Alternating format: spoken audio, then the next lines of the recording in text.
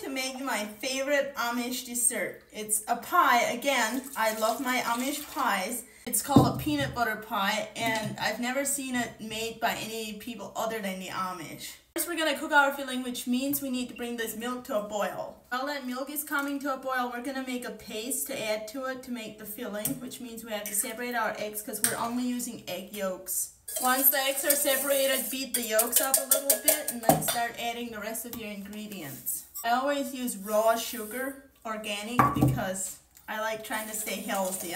Mix that together a little. Then we're going to add a little bit of milk to make it easier to mix our flour in. You don't want to add too much or the flour is going to get lumpy and then you're going to have lumpy filling. We don't want that. Mix the flour in, make sure it's nice and smooth, and then add the rest of your milk.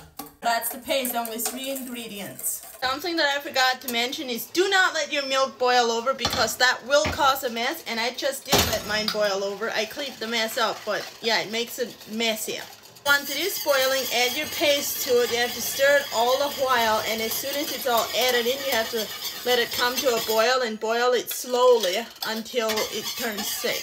You want to keep on stirring it while it's boiling so it doesn't burn to the bottom of the pie. Once it's boiled thick, you remove it from the heat. I'm going to pour it into this bowl so it cools off faster. We're going to add our peanut butter, vanilla, and salt.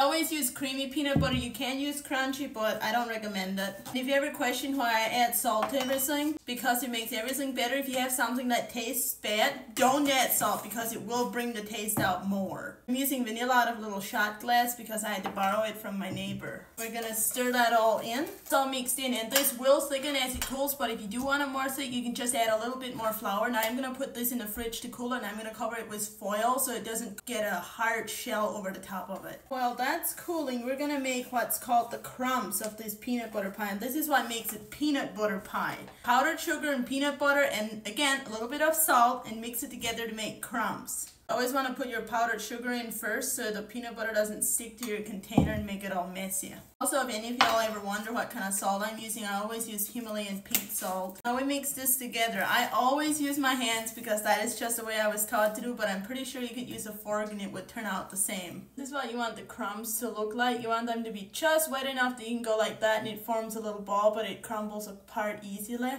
Then I'm going to set this aside until the filling is cooled down. We also need whipped topping for the top, and I always make my own because I don't like the store-bought stuff. We're going to use the real whipped cream beater.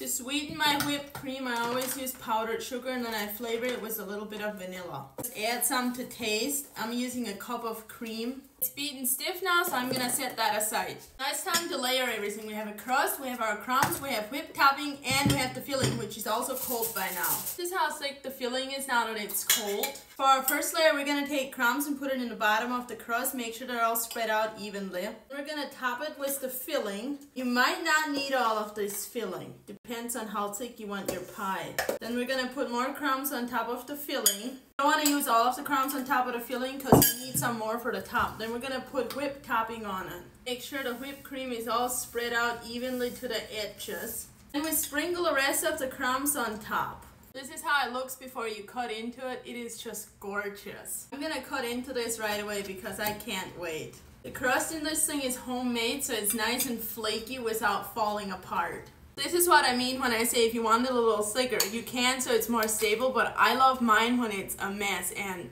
this is how it looks. Oh, it is just delicious. The recipe for this is in my Amish cookbook on my website, and I have a ton of other recipes on there, including the pie crust recipe, so go look at it and get it if you want it.